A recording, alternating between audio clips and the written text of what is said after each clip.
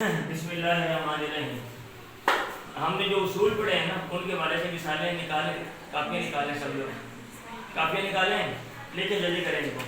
یہ مثالیں آپ نے حل کرنی ہے. اگر آپ حل کریں گے تو پھر آپ سیکھیں گے. اور اگر آپ یہ کہیں نا کہ آپ میری تقریر سنیں یہاں پہ ڈرائیو گراؤنڈ کو, پھر آپ کو وراثت نہیں آنے والی ہے. چلیں انشاءاللہ کوشش کروں گا میں کہ اینڈ تک پہنچتے پہنچتے آپ کو 5000 مثالیں حل کرواؤں. کتنی حل کرواؤں گا؟ 5000. ہاں جی, آپ بھی لے رہیے گا ذرا اور کام کرتے رہیے گا. چلیں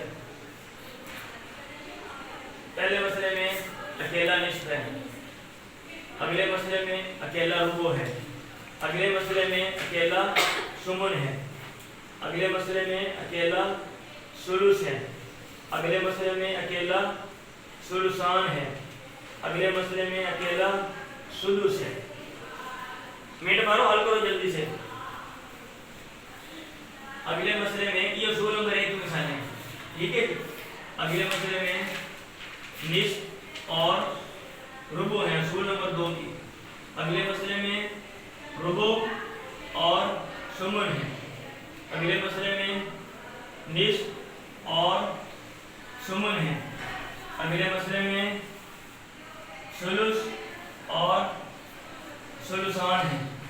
اگلے مسئلے میں ثلثان اور سدس ہے. اگلے مسئلے میں ثلث اور سدس ہے. ٹھیک ہے جی. تو جو پہلے اصول ہے نا, پہلے اصول ہیں ان کی تقریباً اتنی مثالیں بنتی ہیں. آپ یہ مثالیں جو ہیں وہ حل کریں کہ میں حل کرواؤں گا آپ کو. کر لیں گے آپ؟ چلیں صحیح, ٹھیک ہے.